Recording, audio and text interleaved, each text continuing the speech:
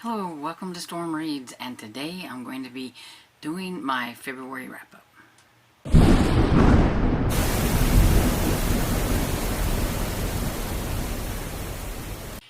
So for my wrap-up, I'm going to concentrate mostly on the Retro Romance Readathon, since that was my readathon that I was hosting with Sarah from the Bookish Knitter, and it's the books that I read the most of. Though I read 15 books in February, which isn't too bad. 9 of them were retro books, and a lot of eyeball reading and things like that, even though I did have a few on audio, which helped. I didn't get as many as I would have liked to, but I did have some other books that I had to read, and I was participating in some other things. And so I think 9 books is pretty good, and 9 books is really what I got, I think, last time. For last February, I think I read about 9 books, so it seems to be about what I can get done in a month when it comes to books that I have to read with my eyes, and or like on ebook or something like that. And so I'm happy with that. And I'm going to mention one non-retro book, and so my favorite non-retro book for the month of February was Fatal First Edition by Jen McKinley. I've already read this with my friend Barb, and it is the latest book in the Library Lovers series by Jen McKinley, and it was great. It was 5 stars. I really enjoyed it.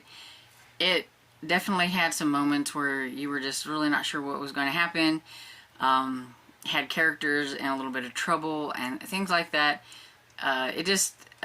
You just wanted to find out what was going on next and everything, and it was just really good. This one was interesting because it had them partially, like at the beginning they were not in Briar Creek, and then there was part of it where they're on a train, and then there was a section of it that was in Briar Creek. And so the only downfall is you really didn't get a lot of interaction with the characters that you usually like from Briar Creek. But they were at Lindsay and Sully were at an archivist convention at the beginning, because Lindsay used to be an archivist before she became the librarian, and so she wanted to go there because in the last book, I think it was the last book, they had received a bunch of rare books, and so she wanted to brush up on some things and just kind of make sure she knew how to deal with these books. And she also wanted to, she was excited to listen to this one speaker who was Brooklyn Wainwright. And if anybody has ever read the Bibliophile series by Kate Carlisle, you will recognize that name, because that was the character from that series. And I thought that was kind of cool that there was like this character from a different series, from a different author in her book. And at the end, the author talks about how they're like friends and how she let her use her character and everything. So I thought that was pretty cool. And then they're on a train, and they have this, they're dealing with this rare book that is Strangers on a Train by Patricia Highsmith. It was signed to, either signed to or from, I can't remember. I think it was to Hitchcock anyway. And so it had this like really rare, thing in there, and it's a rare book. And she just finds it underneath her seat at the convention. And so she takes it to Brooklyn to get her assessment, and then they give it to like the convention guy or whatever, and they think, okay, well they're going to be out of that. They've done what they can do.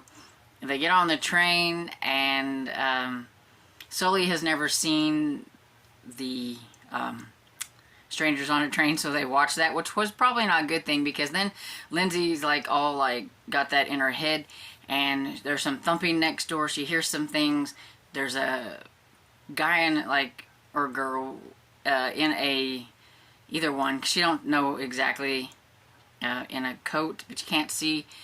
And she doesn't know what's going on, but, they kind of go on with things. But then when the conference guy is, like, missing, and so a lot of them, they have to stay on the train for a while, and there's a blizzard coming into Briar Creek, and they're pulling into the Briar Creek station, so everybody gets snowed in, and so you've got a lot of this snow stuff going on, and this blizzard, and just all kinds of good and fun stuff going on. I don't mind reading about a blizzard as long as I'm not in one. And it was kind of interesting to see the town in like a lockdown type of situation because of a blizzard, and like what they would do, and protocols, and just seeing some of the characters in different situations and things like that. And it was a lot of fun. And there was a moment where it was like, oh, and then there was a moment where it was like, and then, you know, kind of things like that. And so, but yeah, I think those kind of things kept you wanting to read it and to find out what was going to happen next. So definitely like 5 stars. And so yeah, it was really great. And since I hadn't talked about it, I just thought I'd go ahead and put it here and talk about it. And so then on to my retro romances. So like I said, I read 9 of them.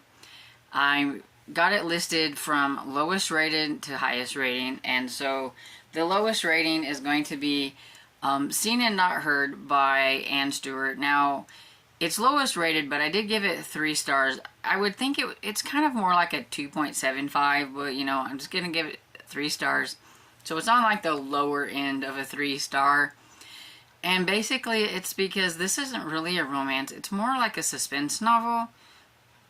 The suspense was pretty decent, but the whole time you're like wondering, where's this romance part going to come in, and what does it even have to do with like romance? Now, with some of my retros, I know there's not going to be a whole lot of romance, but with this author, I thought there would be a little bit more romance because I have read a book by her before, and this one, I mean, even here it says it's a pocket suspense. And whenever I was looking at the ratings on this one, a lot of people were aggravated at the fact that there was no romance because it's marked as a romantic suspense on Goodreads. So I think it's marked wrong there. It should not. It should just say that it is a suspense novel. So I would say it's a suspense novel with like a teeny tiny bit of a little bit of a romance. But yeah, it's basically a suspense novel. And it just, I don't know, it was just strange. Just weird things. I'm going to have a review for this one coming up. I had one already made, but I accidentally deleted the film. So I'm going to have to do it again, so it might not be as great as it was then. But I'm not going to, you know, go into depth in any of these because I don't want to be on here very, very long. But I will have like its own individual review of this one. And so you'll get to see my thoughts and ranty bits there. But yeah, it was just okay. Then the next one would be Goblin Court by Sophie Weston. And this one is almost kind of like the same, like 2.75, but I'm going to give it like 3 stars, but it's on the lower end of the 3-star. I mean, none of my books that I read this time were so bad that I just slogged through them. And if I did, I put them to the side. If I could finish them, they weren't that bad. So this one just wasn't as good as the other Sophie Weston that I read during the month and everything. And the fact that it's also skinnier than the one too, which was kind of funny. But I will have a review on this one as well coming up soon, so stay tuned for that. But yeah, this one, almost like, I feel like one of the first kind of that I've ever read like this far back of an enemies to lovers kind of thing, even though there's not much romance going on. Then my favorite one from Sophie Weston that I did read was Beware the Huntsman by Sophie Weston. And so this one gets like a solid, it gets like a 3.5. Okay, we'll give it, because those were 3, we'll give this one like a 3.5 and everything. And this one I did a review on, so you've probably seen it. If not, you can like go back and check. I'll try to remember to put it in the card somewhere or down in the description section so that you can go and look at it. But yeah, even though it was kind of strange in places and just the romance in general was weird, I had a fun time with it. It was enjoyable. I liked reading it. It made me giggle in parts and stuff, so I had fun with it. Then the next one that it was a little bit weird, but I still had fun with it, and I give this one 4 stars, but again, it would probably be more like a 3.75, but but I'm giving it 4 stars, and that's The Dragon's Cave by Isabel Chase.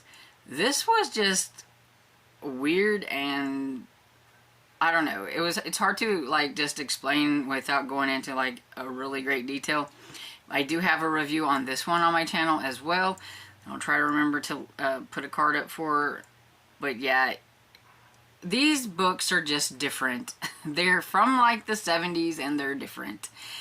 And the romance element is rarely there. It's like so thin, you can't see it hardly until the very end when there's a proclamation of love or whatever it is and stuff. And this one some people might think that the age range or whatever is kind of weird, but I don't think it's that bad. She's 18 and he's, I think, 30, but I mean, that's really not that many years. And I know of people that I actually know that have a larger span of and everything, so but I know that might be an ick factor for some people. But yeah, I thought it was fun. Then one I listened to is The Outlaw and the Lady by Lorraine Heath. I give this one 4 stars. I never did like a review on this one, but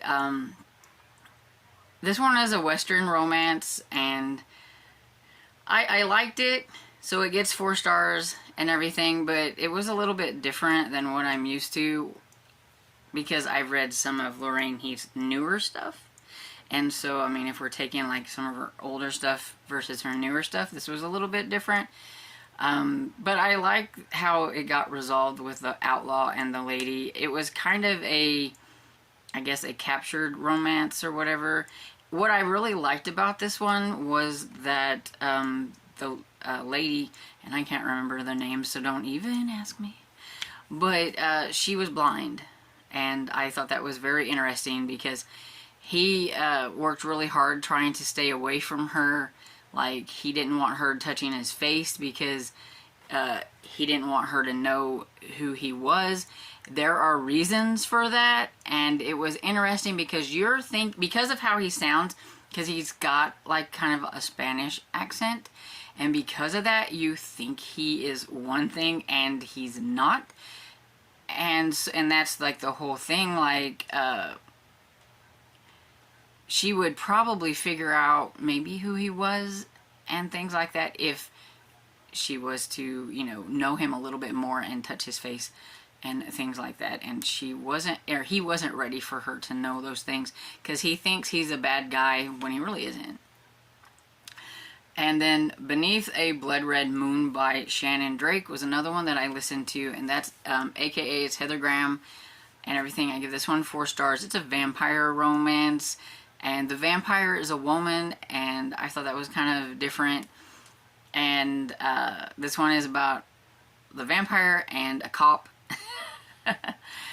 And it was a little, no, I'm gonna say it's a little bit insta-lusty.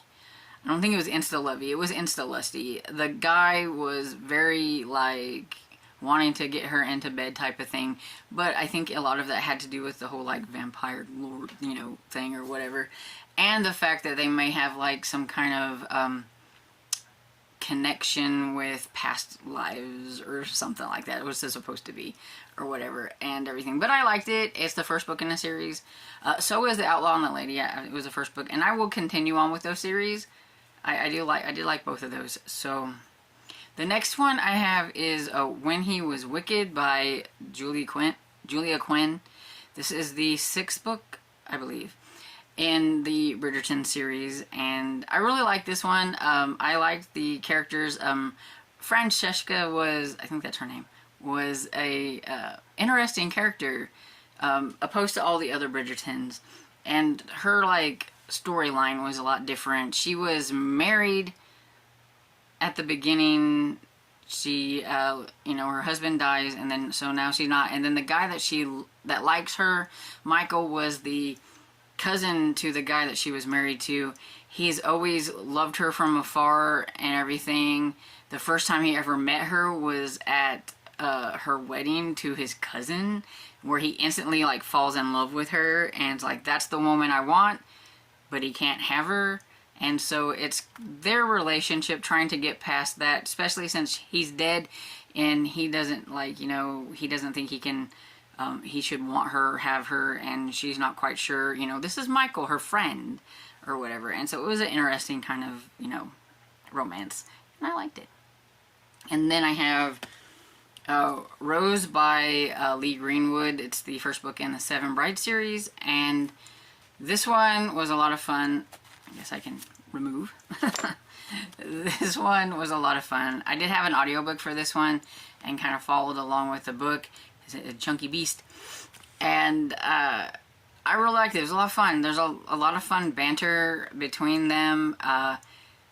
You can see like pieces of like the TV series or TV show, like the musical, kind of in parts of this. And so you know that the author kind of brought in a little bit of that into the books, because it's supposed to be, I guess, a kind of, since it's the Seven Brides series, and each one is featuring like the woman, so like one of the ladies from the movie or whatever. And so we have Rose and George, and she takes the offer of coming and being the kind of like maid or whatever for them and everything. That stuff is like different. Like they don't get married like right off the bat or anything like that. And he definitely has a backstory that was interesting, and why he doesn't think he should marry and things like that. And just the banter between the two of them and her and the boys, or the other men. And one of the men was a boy, because he was still small, and they got along really well, and he was kind of fun. He was probably one of my favorite characters and everything, but yeah, it was a lot of fun. So, 4 stars. And my favorite book was This Matter of Marriage by Debbie May Comer. I gave this one 5 stars, and then I watched the movie, and the movie was great, and I talked quite a bit about this and what I thought about the differences in the movies, and one of my weekly wrap-ups before I started doing like individual kind of reviews and things. And so you could go and check that out, and you would get to know a lot more about what I thought of this. But this is probably one of my favorite Debbie May Comer books.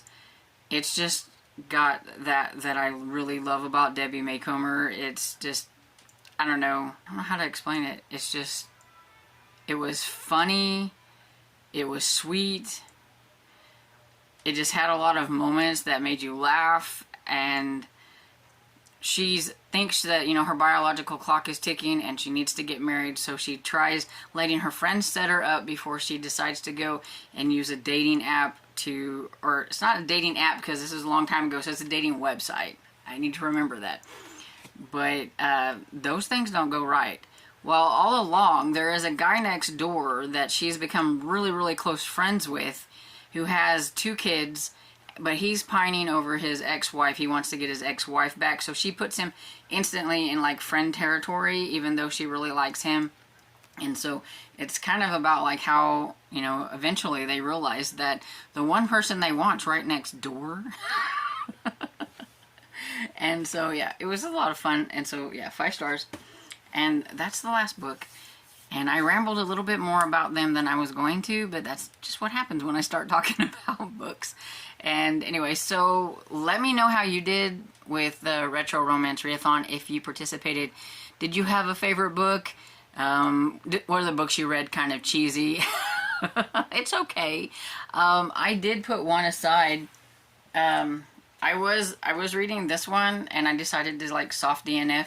I, you know, didn't get like super far into it, but I just wasn't feeling it, and that's why I told myself, if I'm not feeling it, I'm going to push myself.